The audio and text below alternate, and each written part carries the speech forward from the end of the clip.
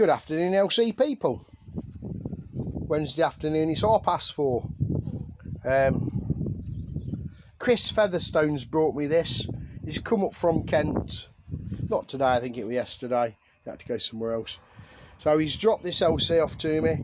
It's a 250 LC. It's a very, very early tie-bar model one, this is. And the clocks have never been messed about with. It come with 7,000 original miles on it. He's farmed a lot of things out to various people. Floyd Racing's done the engine. Very famous guy, I'm sure you all heard of him. He's rebuilt that engine. I'm pretty 100% sure that's going to be fantastic. Nick Chambers, shout out to Nick Chambers. Nick Chambers done the wheels, rebuilt them, and a few other bits and pieces for the bike. Ken Rome's replated quite a few of the fasteners. There's one of the boxes down here somewhere. And looked through it, and to be fair, it looks to be all here. The paintwork I've put upstairs now. It'll be a Mars bar one, this one. I'll put it safe out of the way until I come to get to it. I was very excited. I mean, how often do you see that? Yeah, it's come off the bike all right. It's not like it's a NOS part, but it still has a sticker inside. So when I look at some of the parts that he'd brought, some of the pictures he showed me when he first bought it from some guy down in Kent. The guy he bought it off, he said that guy was the second owner. He bought it from the guy that originally bought it. So yeah, the powder coating looks good. He's had the forks re-chromed. He's had the pipes painted up. I've got the radiator to clean up, a few bits and pieces here and there. I think all he was missing was the front disc that he'd forgot about and the ignition key. There's a few bits still on the wiring, but nothing major. It all come off of it when he stripped it. I think there's a few bullet connectors where there should have been the odd connector block.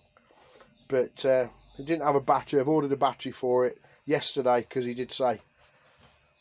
It won't be a show pony, but it'll be very tidy, very nice, clean bike. Nothing more I can tell you right now. I've gone through most of it and it all looks like it's here. But I'll find out when I start rebuilding the chassis. I think it'll get a bit of a clean down tomorrow because it's got dusty. I've been working backwards and forwards and messaging Chris for probably nearly a year now when he first contacted me about the rebuild. And he said, I just don't have the time, Dave. I'll get all the bits together, and anyway, over the months he's to and fro with conversations, what he's had done, where he's gone, this, that and the t'other. And it's finally landed. So yeah, I'll keep you updated with the progress tomorrow. But you know Dave's routine, it'll be getting the rolling chassis sorted. The first thing that's got to be done, obviously. And so hope it all goes well. I refurbished that shock up there. It's very nice now. I went powder coated for this guy turned up, rebuilt that. Very nice. I've shoved it on the bay. Nobody came back. I've got two to build for my mate Roger. There's a power valve one there. I've got the springs for that one, and the other one I've got to paint up. When I get around to that, that's a job for another day. But that's it. The seat looked good.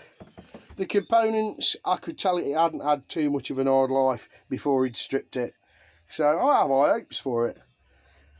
He'll get his videos like everybody else does. And that's all I'm going to tell you for now.